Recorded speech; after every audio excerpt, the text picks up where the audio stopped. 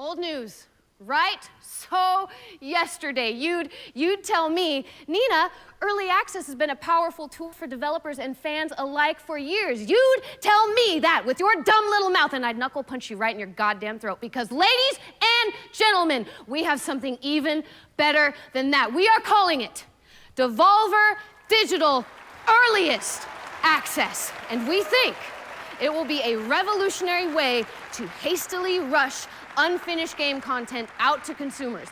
Works for me! I'm already in the alpha!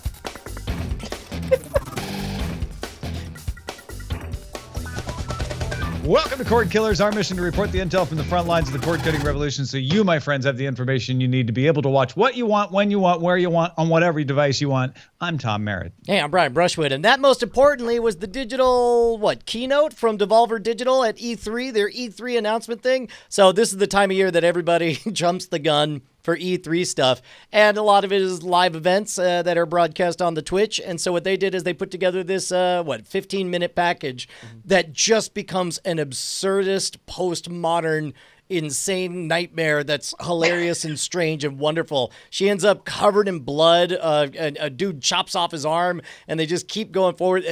They end up satirizing so many things that drive people nuts about the video games industry, finally ending up with their latest invention that takes feedback from the customers in the forum and incorporates it live into correcting the game. The moment you think it should be, just complain about how it's too easy and it gets harder. Comment creation. Yeah, exactly. Comment content creation. It was a funny sketch. You know, somebody who's been to a bunch of these sorts of things and probably gets a kick out of this just as much as us is our guest today, Ms. Nicole Lee from Engadget. Welcome back to the show. Hello. Happy to be back. Yeah, thanks so much for joining us. Yeah, are you happy you're not at E3? So, no. Yeah, are you happy you're not at E3 or you feel left out? It's always a madhouse, I feel. So happy that I'm not in the madhouse crowd, but also kind of sad not seeing all the cool things. So kind of both. Mm-hmm, mm-hmm. Well, hey, what are you doing a week from this Saturday at 8 a.m.? Me? I was either one of you guys, yeah. Well, I was thinking about going out to VidCon, but then I realized that I'm going to have to cancel so that I can be here to do a live stream viewing of the Scam School television show. The what? That's right. Yeah, we made a TV show out of Scam School, and it's premiering on the Science Channel this month. In as we're recording this, only 12 days. So here's the exciting thing, and it's gonna say. Most of this is going to make sense. There's going to be one part that really raises an eyebrow. Trust me, I think it's good for a million reasons. Nicole, we took a bunch of Scam School episodes and we recorded new segments and new connective tissues, and we created 2 30-minute episodes of Scam School covering 6 or 7 different tricks per episode. And so we have 2 pilots, and they premiere on Saturday, June 24th at 8 o'clock a.m. Eastern? Eastern. 5 a.m. Pacific. Yeah. Also, there's only one feed, so it'll be 5 a.m. Pacific is you're going to have to get up. It's so... Can someone who is a cord cutter watch this? Well, that's the exciting thing. First of all, even if you're not a cord cutter, DVR, set your DVR, because here's the thing. If it was 8 p.m., we'd be screwed. There's no way that us and our little internet community can move the needle on an 8 p.m. primetime release. But we can move the needle so hard on an 8 a.m. Eastern launch on this. If you guys, everybody DVRs it right now, and it's amazingly cord cutter friendly. Yeah, you can get the Science Channel on Sling. You can log in and authenticate on the Science Go app. It's on View. Science Channel, I think, it's on PlayStation View as well. It is on PlayStation View, and you can DVR it there as well. And what Brian's trying to say is when Nielsen goes through the numbers, and look, the only reason we're telling this is we want Brian to succeed. When Nielsen goes through the numbers and they see like asleep. Science Channel, asleep. Science Channel, asleep. That's what you want, right? Exactly. That big blip. Yeah, no, and it really is. Basically, this is just a really clever. I got to admit, I'm really impressed that that Science Channel is doing this way, because this all came about because Scam School is a Discovery property, and so often there's this weird attitude where it's like, well, we don't want to promote from within and whatever. So we tried something nutty. We by assembling it super. We did all the production on it. Bizarre Magic Inc., my company. We and when I say my company, I mean Bryce did all the work, and I recorded the show. Did that show? That's what we're saying. But by doing it so cheap, I was astonished because we're just sending deliverables, and they're like, yeah, okay, it's gonna happen in 2 weeks, and I was like, holy cow! And it's brilliant because essentially they're doing a very internet thinking thing, taking some dormant bandwidth and allowing us to do some A/B testing, and hopefully the whole world tunes in to check out this thing. And by the way, this means Scam School has now entered the pantheon of Saturday morning cartoons. So I'm gonna live stream myself and the whole family, all wearing pajamas, all eating cereal, watching Scam School kick off Saturday morning cartoons. A week from this Saturday. Don't be confused. Don't turn on your TV this Saturday and expect to see it. Not this Saturday. It's a week from this Saturday. Well, and you'll see it on your DVR. 24th. Yeah. 24th. Yep. June 24th. All right, let's get on to the primary target.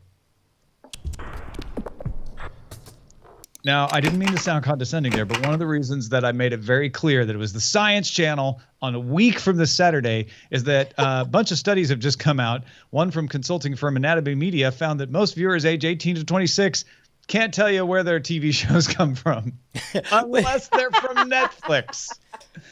That's the only one. You ask them any ABC, NBC, Fox, CBS, Amazon? No, they have no idea. They're like, yeah, oh yeah, I love Mozart in the Jungle. I don't know where it comes from. But if it's a Netflix show, 65% of them are like, oh yeah, that's on Netflix.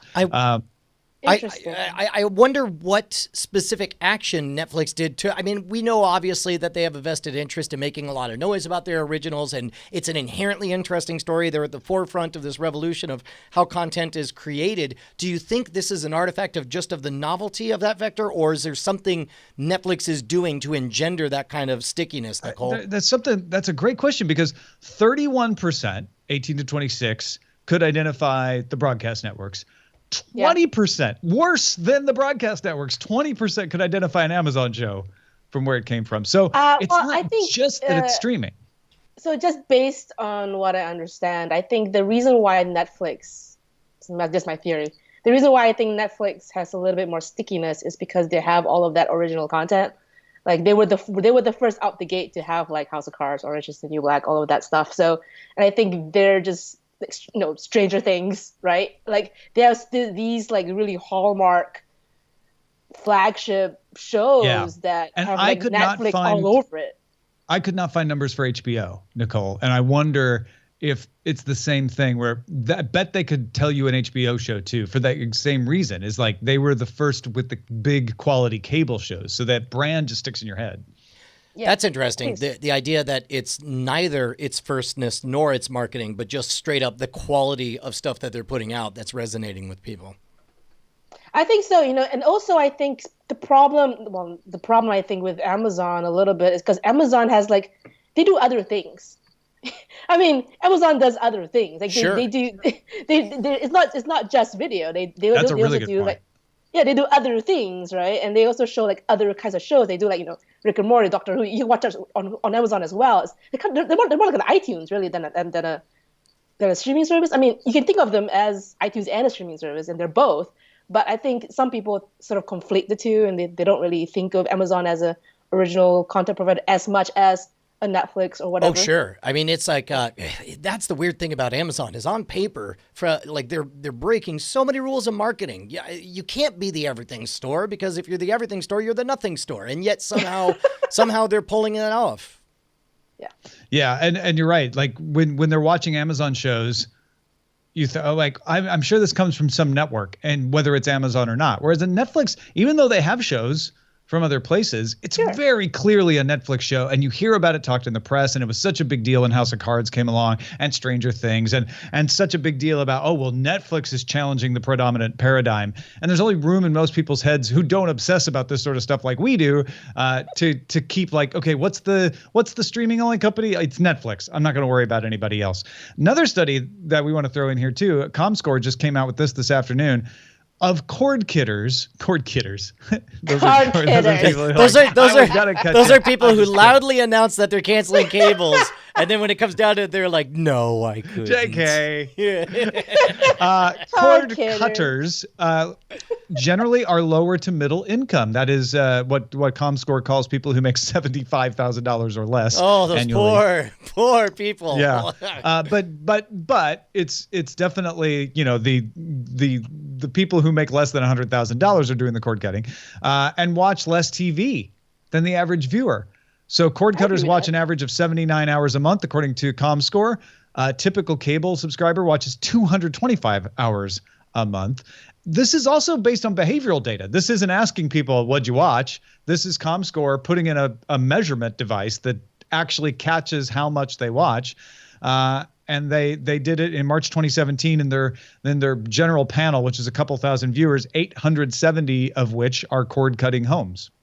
You know, it makes me wonder, when they say they watch less TV, do they mean TV in the traditional sense, or do you mean just like straight up video viewing? Because I feel that even though I don't watch as much traditional TV, quote unquote, but I watch a lot of YouTube. I watch like a ton of just online video content, but they're not like TV. Well, it makes me wonder. Along those same lines, I'm curious how much of the quote unquote lower income aspect of it is just an artifact of millennials, you know, heavily populating that cord cutting or cord nevering space. Well, I can answer Nicole's question. YouTube is counted in here. Well, there you go. They've actually got that listed in the graph chart that they put out. As far as the millennials and the income, that would make perfect sense. And it makes perfect sense that the first group of people to cut the cord are the people who don't watch as much traditional television and don't have as much money. So they're going to look at it and go, why would I pay all that money for cable? It's kind of a no duh. But it does. Well, here's what's interesting about it to me is that it sort of reinforces a narrative that Tom and I have largely abandoned at this point during the show. Early on, we were talking about, wouldn't it be great if you weren't getting stuck to it by the man, you know, to the tune of $150 or $200 a month for cable and so on. So, wouldn't it be great if it was a la carte or whatever? And we very quickly figured out that that's a fantasy, and you just end up spending the same amount of money separately. So for us, the cord cutting revolution has been about an increase of choice and distribution platform, and not so much about the monetary aspect of it. But that we're apparently out of step with the bulk of the people actually doing the movement, according to what we're seeing here, and that it appears to be at least somewhat influenced by the pricing side of things. Well, and I think both of those are true. I think that if you try to replace cable, this is where the math breaks down. If you try to actually I want to have access to every single thing I have on cable right now, you are not going to save that much money. You might save a little, you might not. If, however, you're one of these people in this ComScore study who's like, I don't even watch all of that. I don't care about replacing that. And the people who are cord cutters are like, all I care about is Hulu, Netflix, Amazon, and YouTube. That's all I care about. That's all I watch. Then you are definitely going to save money. It's when you try to make it apples and apples that you're like, well, maybe you can save money. And we've shifted to saying it's not necessarily about saving money over what you have now. It's about control. And these are the people saying, yeah, I was wasting money on cable because these are the only things I need to watch. I don't need to watch all that. Yeah. There's been I don't want to call it a relaxing of quality standards or anything like that, because that implies that, network television is somehow superior to any of the other services.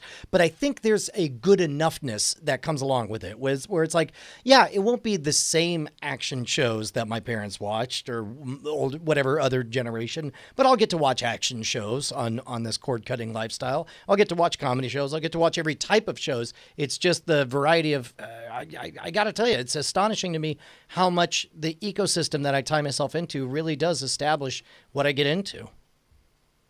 And Nicole, going back to what you were saying about you find yourself watching a lot of YouTube. When I was a cord cutter in the 90s, before it was cool, it was because of money. Because I was it's like, very I'm not gonna pay a cool lot right for now. cable. So I just did without, right? The thing was like, you know what? I'm not going to see that new TV show that's on the USA Network. I'm not going to see an HBO show. Sorry. I'm just going to miss out. I've got other things to do. And I would fill my entertainment time with other things, with video games and with reading the web, this new World Wide Web thing. And now you can fill it with video entertainment that is not necessary, that does not require cable, and a lot of that's on YouTube, a lot of it's on Twitch and elsewhere. So there's even more reason to get away without cable than there was back then. So it doesn't surprise me that more people will do it. It's really interesting to me sort of comparing the different services, right? Hulu, Amazon, Netflix, and sort of putting that next to like a quote unquote cable replacement service like a Sling TV or like a PS View or one of those services. And I actually have Hulu Live, which is kind of a similar thing right now. And, it is cheaper, but not substantially so, I guess, like you mentioned earlier.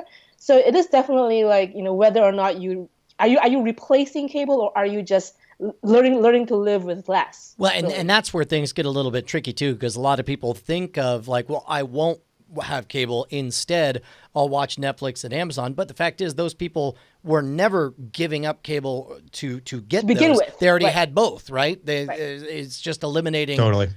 A big chunk of your diet. One of the things we do on Cordkillers is test out these streaming services so that we can tell you how good they are. One of the streaming services we recently tested out was YouTube TV. And when I signed up for that, they sent me a Chromecast. Turns out, though, I don't need a Chromecast, so I'm giving it to you. Yes, you. Here's how you get it. The Patreon Chromecast giveaway. Submit an idea for the next show after Justified that we will watch on Spoiler in Time by the 24th. We will announce the winner on the show on the 26th. So all you have to do is send us an email with contest in the subject line to cordkillers@gmail.com. You can honestly leave it blank if you want, but we'd rather you suggest a show that we'll watch after we're done watching Justified on Spoiler in Time. That's right. And in fact, maybe we can pick the what you want to. Oh, I guess we'll wait till the following Monday to announce it. But yes, the ending of the giveaway will be during the Scam School television show. Send your DVDs. Yeah. So at the very last minute, send in your email with the subject line contest to cordkillers@gmail.com. Then immediately start watching Scam School on the Science Channel. Oh, okay.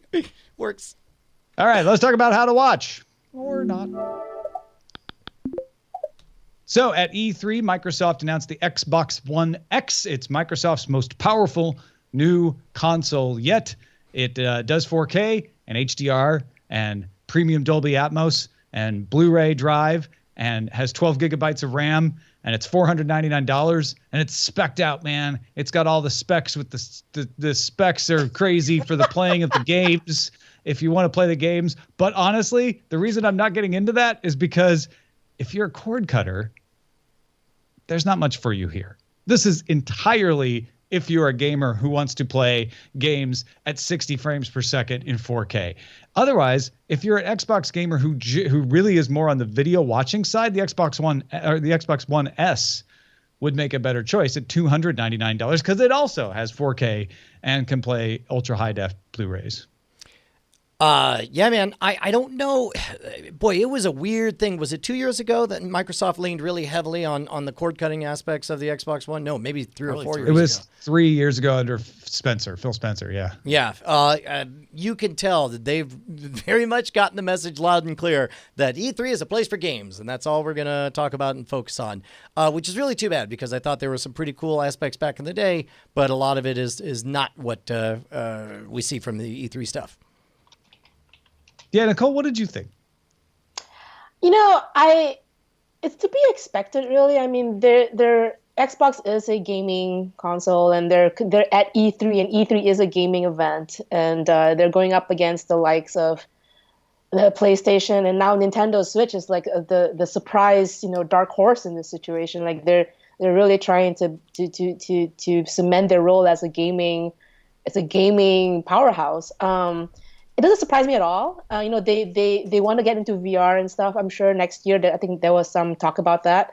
But I will, and plus it's $500, and that's kind of a lot of money for just a entertainment device, right? Well, So and it's really, I'm sure, I don't know. I'm sure word's going to come out that there's going to be a bunch of titles where it's like, well, don't even pretend like you want to try experiencing this on anything less than the premier hardware out there. And the VR thing, I totally agree with, although it sounds like so far, and granted, we're not even really in E3 yet, there's been very little VR-related buzz on anything, which I don't know if that's an indication that it's still just too niche or that it's better to, maybe some, there are some titles that have dealt with over hypification, basically, and I think there's a lot of really cool stuff in the works that they're just being very quiet about right now.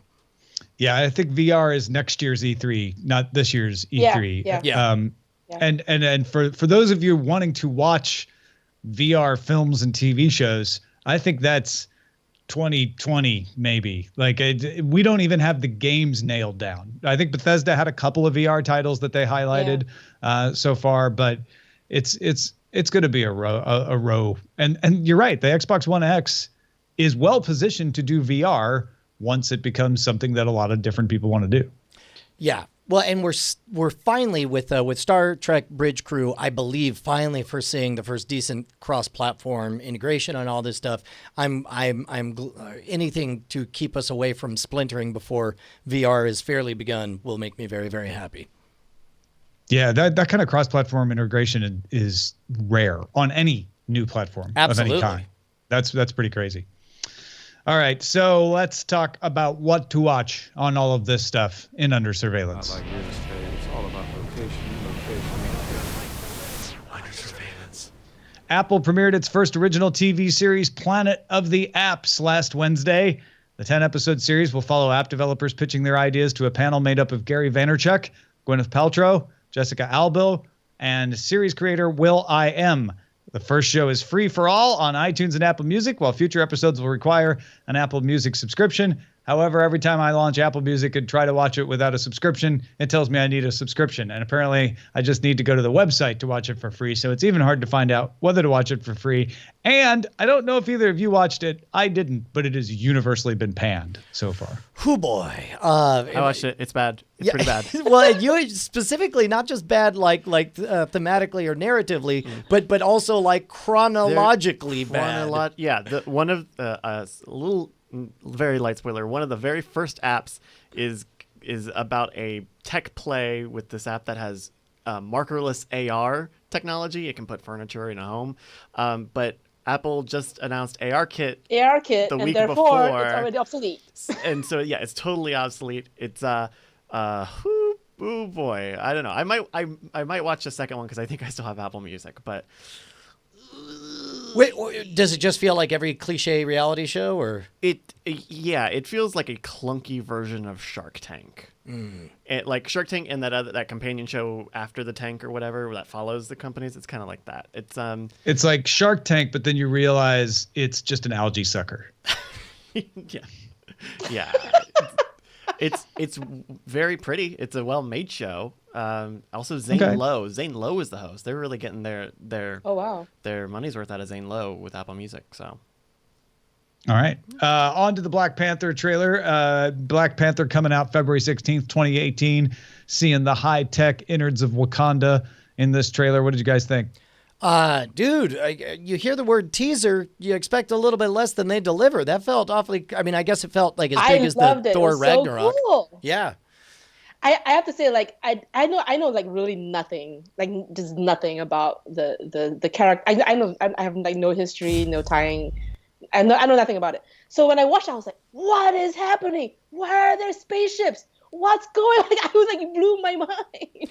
Well, and it was amazing. This is definitely one thing I think the Marvel Cinematic Universe has paid off so much bigger than the Star Wars acquisition, because in Marvel we've seen, an increasing variety of some stories tied into this big mega narrative.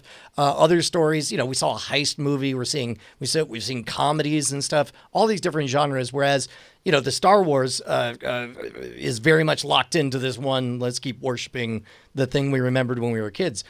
So just seeing more and more diversity, more and more different insane stories in the MCU makes me very, very happy. And I wonder if that's where they will or should go with Star Wars. Remember, everybody got angry when they made all of the expanded universe stuff non-canon, but nobody got mad when Marvel basically did the same thing, right? They said, look, the Marvel cinematic universe is different. And so the only things canon to that universe are the things that we create within that universe. And the difference was Marvel has rebooted itself a million times over the years. I wonder if maybe the strength of the Star Wars movies after we get done with 8 and 9 is to go and find those great legend storylines that people love, the Mara Jade type storylines,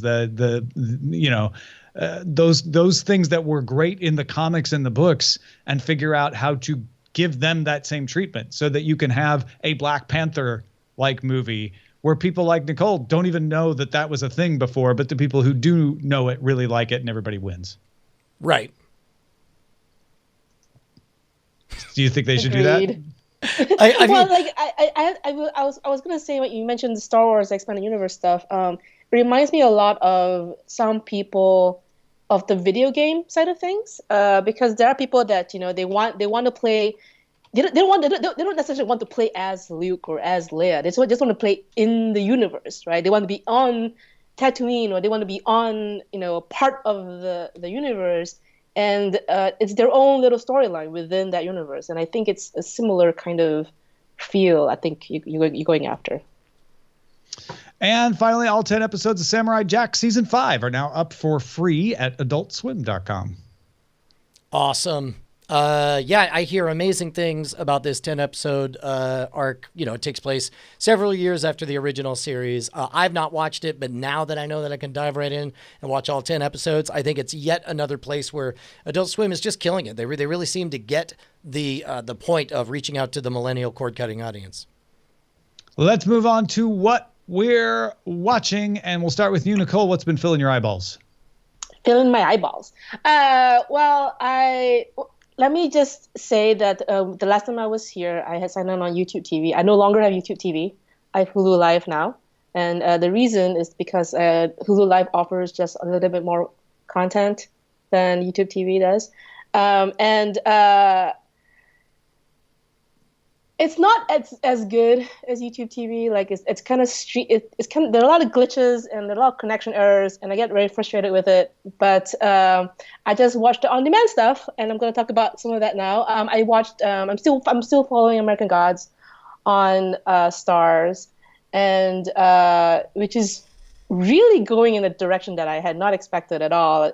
I don't know if you, not non-spoiler, but it's sort of, there are some parts that is definitely diverging away from the book a little bit, and it's really interesting to me on how they're diverging away from it. And another thing that I'm watching is the old Twin Peaks, not the new one, the old one. And the reason I'm watching the old one is to sort of catch my mind up, sort of refresh my memory as to the happenings of Twin Peaks, Who Killed Laura Palmer, before I dive in into the Showtime stuff. So you intend to go get Showtime and watch The Return eventually? Yeah. My intent is like to watch the whole of Twin Peaks and then like dive into Showtime. Yeah, that's exactly what Ron Richards and I did for the exact same reason. We just wanted to have all of that fresh in our heads, and trust me, it's gonna help. It's gonna make you appreciate The Return a little more. Yeah, totally. And as far as American Gods, I didn't watch this week's episode, but it has been grindingly slow for me these last few episodes. Yeah, I was thinking, I'm wondering if it's slow because I know a lot happens. Like I wonder if it's slow because I've read the book, and I'm like, like I've already read this stuff in like the first chapter. Like it's so like old, so it happens so fast in the book, whereas in the TV show it's sort of dragged out. And I wonder it's because I wonder if it's because of that, but I guess it's just slow in general. Nicole, we were talking about this. This is part of the reason that we were talking about the comparison between this and Westworld, where everybody who binged Westworld loved it. Everybody who watched week after week thought it was very slow and very plodding. So I actually, at the third episode of American Gods, I pressed pause just so I can experience watching them all in a row and see if that makes it feel like it's going faster for me. I think that might help a lot, actually, just because they do all of these little side story bits, and there are a lot of tangents. You know, the past few episodes, there were 1 or 2 episodes that were just pure tangent, you know, pure side story, right? Not pure side plot, not main plot. And I think, you know, if you're kind of impatient and you want it to, like, come on, let's get to the main plot, you might be a little frustrated that it's like 2 whole episodes just on side plots, right? So I don't know. Sure. Yeah.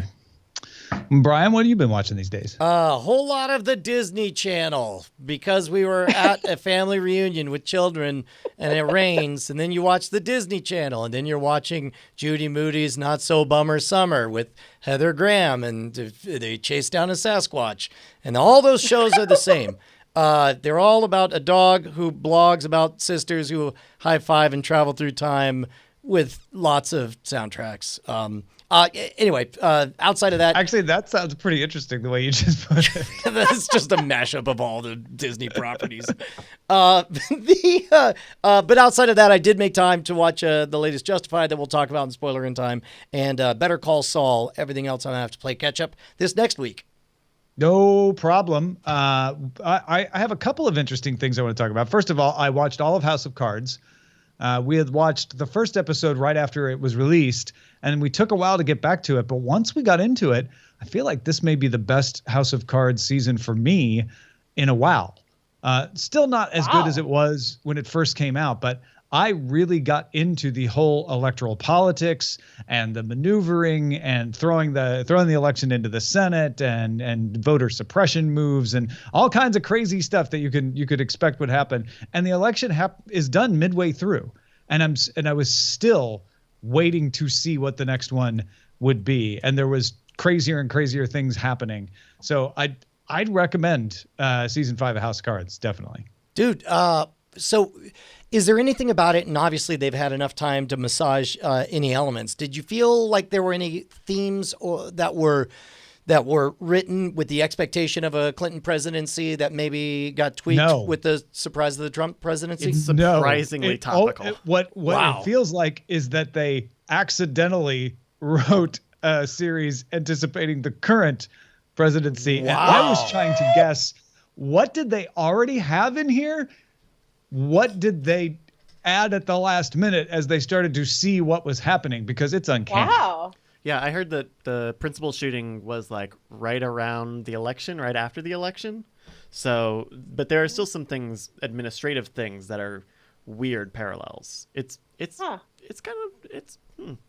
really interesting because I know Veep, they had to rewrite like a lot of stuff because they were anticipating a Clinton presidency. So it's interesting that House of Cards managed to pivot the other way. That's cool. Yeah. No, they did a great job. Also watched The Mummy in preview last week on Tuesday. Can you say how you felt about it? It was fine. Fine. That's a put that on the poster. Fine. I mean, I Tom thought Merritt. it was It's good fine, Tom Merritt. the first half of the way through, and then it just got really super predictable for the second half. The acting is actually really good. The effects are great. The little bits that they do to set up the rest of the Dark Universe are very promising. I'm more excited for future Dark Universe movies because Russell Crowe is setting up a character, and our main female character is going to be in all the movies. And I'm hopeful about that. But the Mummy plot line itself just didn't do a lot for me. How do you feel about the Dark Universe stuff? I wanted to follow up with that question. Like, is it a good idea? Like, or do you think they're just trying to cling on to Marvel's coattails? I don't know if it's going to end up being a good idea, but I'm more interested. I was more interested watching The Mummy in those movies that are going to come out than I was in the movie I was watching. If that answers your questions. Yes, it does. I was like, ooh, I can't wait to see the Dr. Jekyll. Oh, the Creature from the Black Lagoon. That'd be cool. Katy Perry did a 4-day live stream over the weekend to launch her new concert for her new album, which came out last week. My wife was watching it a lot. And while I'm not a huge Katy Perry fan, I just wanted to give a tip of the hat to what was a really transparent live stream. They showed her sleeping all night on this live stream. What? With a black and white camera, sort of with a see-through shade. She had dinner parties. She did Q&A. She did yoga. She just basically lived in a faux apartment that they built on a soundstage for 4 days and ate and slept in front of the world. Well, and so was any of that performing music from this new album? The very end, the very last day she did a concert. Okay. Oh, wow.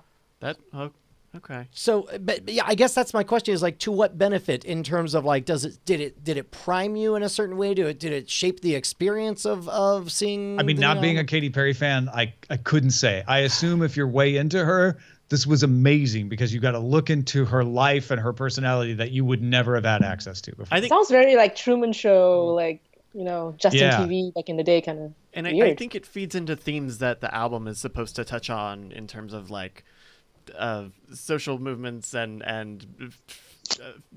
fame elements. I think part of it plays into the idea of the album also. I mean, they didn't show her go in the bathroom. They didn't show her changing clothes or anything prurient like that. But she would wake up in the morning. They'd come up with some sticky way to wake her up in the morning. Like Left Shark came in one day and woke her up. And then she would just like somebody would bring her coffee and she'd lay in bed and answer questions from the chat room.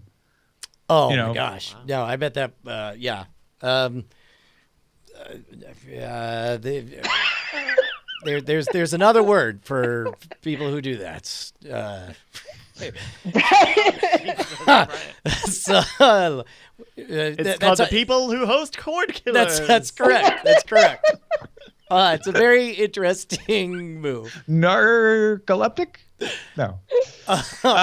Anyway, so that I was just fascinated with that, even like kind of in an over-the-shoulder way, because I'm like, actually, they did a really good job of it. I was expecting it to be like really super fake and like, yeah, it's live, and then fill it with a bunch of stuff. But that poor lady, they had her on all the time. Like, I couldn't believe they actually had a camera on her sleeping all night. Well, that's long. great. Well, and that's one thing, Justin Robert Young points out all the time. He says the key to internet success is show effort, and there's nobody that can deny, just like, whether or not you liked David Blaine's magic, you could certainly respect him for being a powerhouse, to do these endurance stunts. This is a straight up endurance stunt, and it's one very in brand and one that's going to connect with their fan base very well, I assume.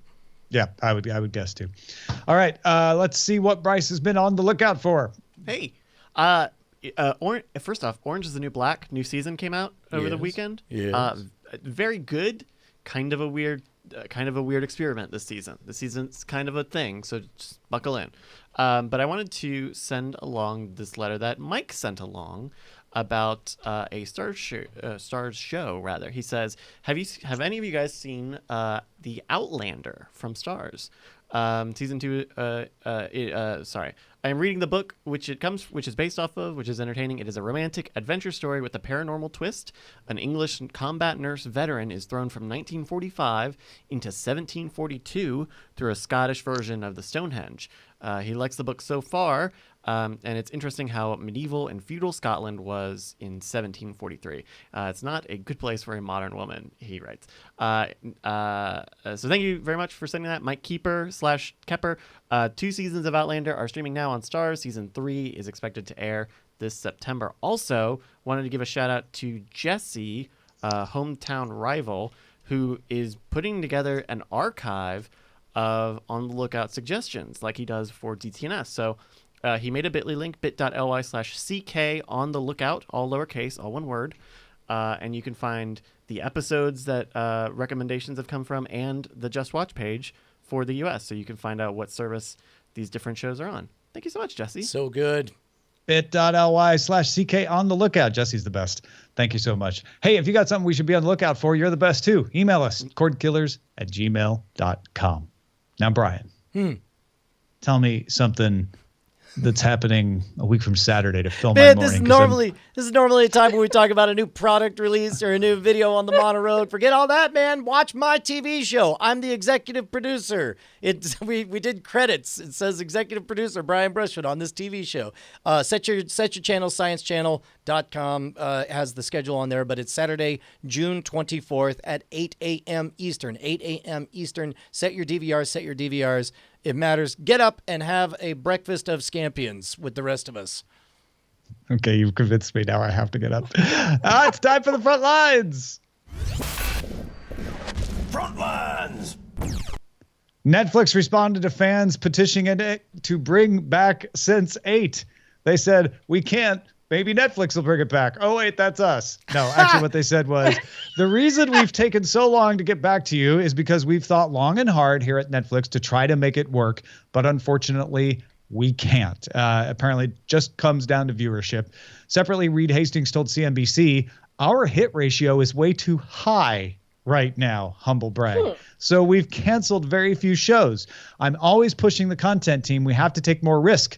You have to try more crazy things because we should have a higher cancel rate overall. Yep. Nope. That's 100% true. And it's very counterintuitive for most people. But if you want to deliver the best value to your shareholders, that's exactly what you do is you aim to experiment and get a few monsters in the mix. They canceled the was it the Get Down? Get Down too. Yep. Yeah. TNT streamed the premiere episodes of Claws on Twitter immediately after it premiered on TNT. Claws is a drama comedy that follows several employees of a fictional Florida nail salon who enter the world of organized crime. Seeing a lot more of that these days, huh?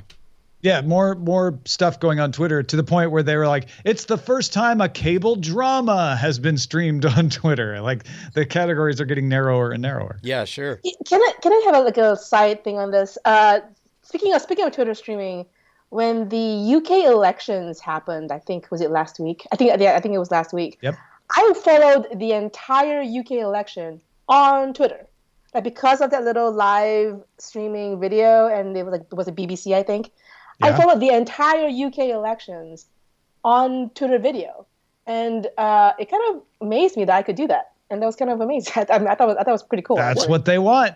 You're exactly what Twitter is trying to do right now. Is get you to go, I guess I don't have to go turn on the television. I could just use Twitter or use Twitter on the television. But yeah.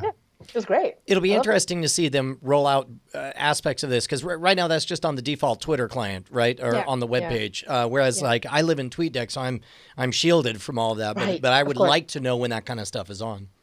TiVo won an International Trade Commission dispute with Comcast over patents relating to DVR recording and search. There were 6 total patents. TiVo didn't win all of them, but they won those 2. Comcast can't contest the ruling or pay licensing fees to TiVo. How big of a win for TiVo is this? Is this just a Pyrrhic victory? Like, well, at least we got that. I mean, I think it's what's the next step from Pyrrhic? I think it's probably like a little more substantial than that because they could get some money out of it. But Comcast is also fighting them in court, so it's not like, oh, it's over, we won. Can I tell you an authentic thought that I had? I want to say it took me a million years to figure out when I had a TiVo Generation 1. I was like, how does it get this programming guide? Because there's like 15 minutes of video. It's like that would take too long to download over dial-up, and I know it dials up in the middle of the night. And then eventually, like I caught it at 4 a.m, changing channels and just basically, recording a 15-minute block of TiVo programming. And I was like, holy cow, it really doesn't matter what time slot you have now. What if somebody had a show at an outrageous time slot, like 5 a.m. on Saturday on the West Coast? So I realized I had this thought, and of course, later that became supplanted by RSS feeds. But now, 20 years after the fact, I had that. I am now living that experiment. You're living the dream, man.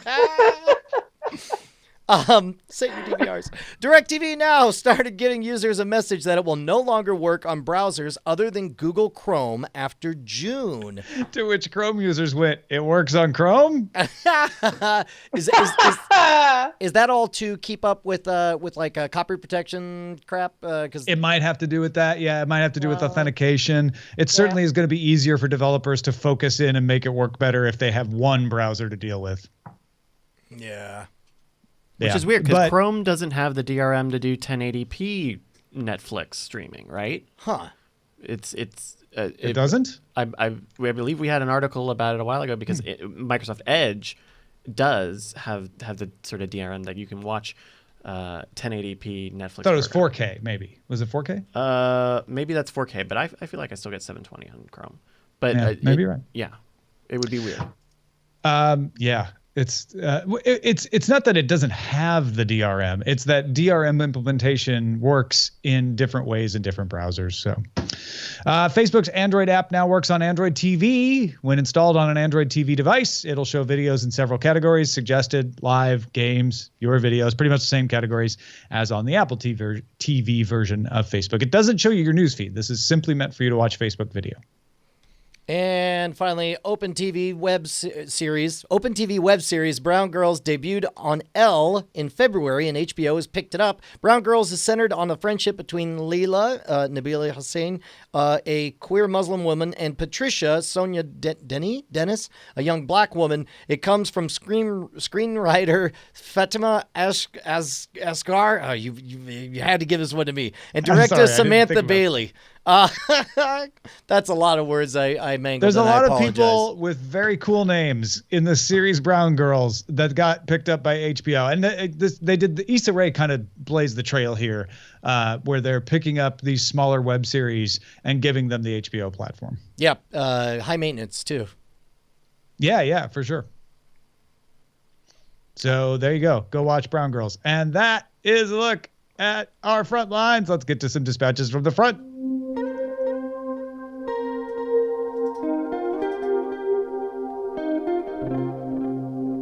Blair has a tip for you, Brian. On your iPhone, in the clock setting, or in the clock app, when you use the timer, you can click an option called When Timer Ends, scroll all the way to bottom, select Stop Playing, set your time, start the timer, then go start Netflix, and boom, Netflix will shut off when the timer is done. This is brilliant and a huge, huge deal because this was in relation to the fact that I said I love the alternate audio track where it explains what's happening on the screen so that I can, try to fall asleep listening to it. And I lamented that it just goes on to play the entire movie. Now I have a solution. That's fantastic. Thank you, Blair. Meanwhile, Phil writes in, hey there, longtime off and on listeners all the way since the Twid days and current Boss Patreon contributor for the last year. I'm currently in a fairly good deal with the Comcast for the next year and a half, and I'm not interested in completely cutting the cord yet, but I don't feel like paying monthly device fees for cable boxes throughout the house. I have several TVs in my house with an Amazon Fire Stick devices, and I would like to load as many apps with live TV and on-demand streaming content as possible. I'm currently using HBO Go, Disney Original, CBS, etc. But I'm curious if A, there's a central Xfinity app I can sign into and access all the TV channels I'm currently paying for, or B, a website listing all the streaming apps that an Xfinity login can be used for. Otherwise, keep doing what you're doing. Thank you very much, Phil. This is interesting because I think we're very close to you being able to, I don't know how much content you would no longer be able to access if you got rid of your cable boxes. Do you have a read on that, Tom? Yeah, so if you have the X1 device in one room, you can now use Xfinity Stream on iOS devices, Android devices, and Amazon devices. I don't know if it works on Fire TV, though, but it will work on Kindle Fires and the web. So there's definitely a possibility there, even if it's just Chromecasting or AirPlaying or mirroring through Chromecast. But Xfinity.com/apps has the info on Xfinity Stream and a few other Xfinity account apps and stuff like that. But again, you have to have one box. I could not find a decent listing because it's so complex that said these network apps allow you to authenticate from these cable providers. If anybody out there has a good one for Xfinity or multiple cable providers, send it to us at cordkillers@gmail.com. Otherwise, I would guess most of them work. You just have to try them, though. Meanwhile, Belinda from Hackett, Arkansas writes in about the Tableau saying, hey guys, I bought the first Tableau. I use it with Roku 3. Tableau was very, very buggy at first, but now I love it.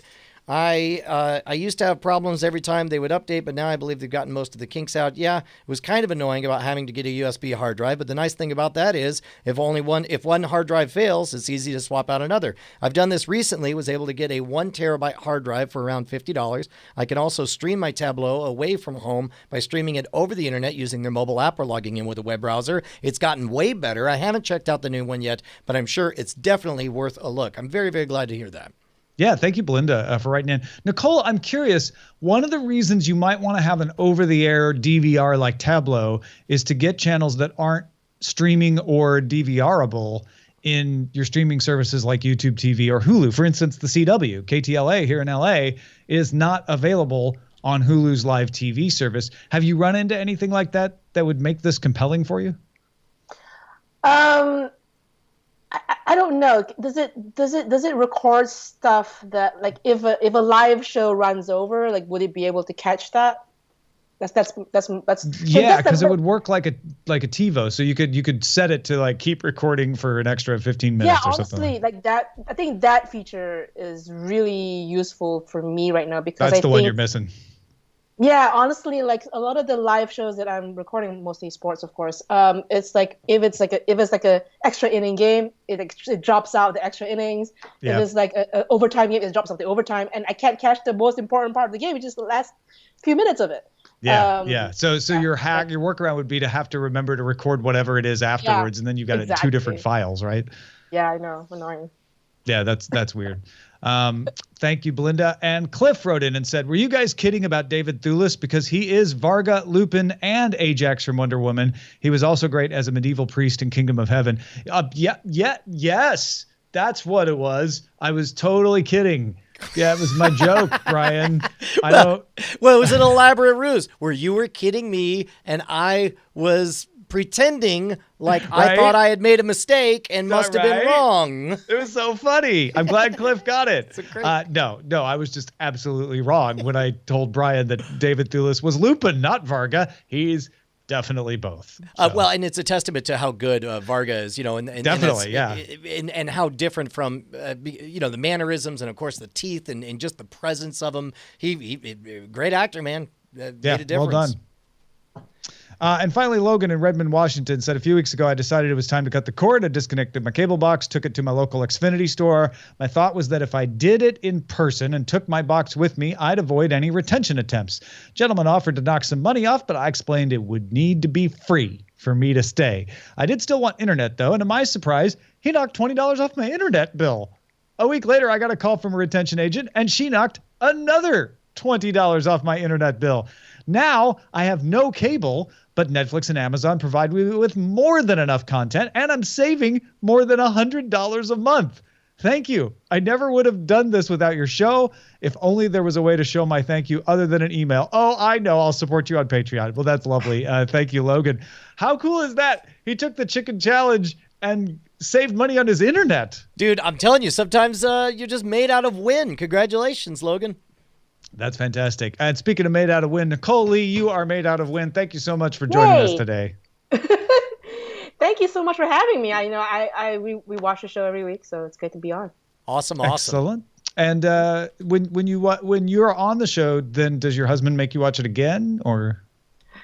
No, but he watches. He watches it because so he watches it while you're on it. Got it. Yeah. Both. Right. Well, we say hi to him too. And if people want to find more of what you're doing, where should they go? Just follow my Twitter, twitter.com/Nicole. There you go. Folks, our website is cordkillers.com. Our email address is cordkillers@gmail.com. We're live on diamondclub.tv Mondays at 7 p.m. Eastern, 4 p.m. Pacific. And don't forget Saturday at 5 a.m. Pacific, 8 a.m. Eastern, a week from this Saturday, to watch Scam School on the Science Channel. We'll see you next time. Set your DVRs. Hey, guys. Tom and Brian here. We just wanted to say thank you to all of our $5 patrons who keep us loud, live, and independent. You guys make Cordkillers the production that it is. Your name appears in the video credits and appears in our hearts. And if you'd like to become one of them or see who they are, you can go to patreon.com/Cordkillers. You'll need to do more than just go there, though. You'll have to sign up and, pledge an amount. But unless you just want to see who they are. Well, you could gawk. That's a little creepy, isn't it? If you want to be a gawker, let's go. It's up to you. Diamond Club hopes you have enjoyed this program.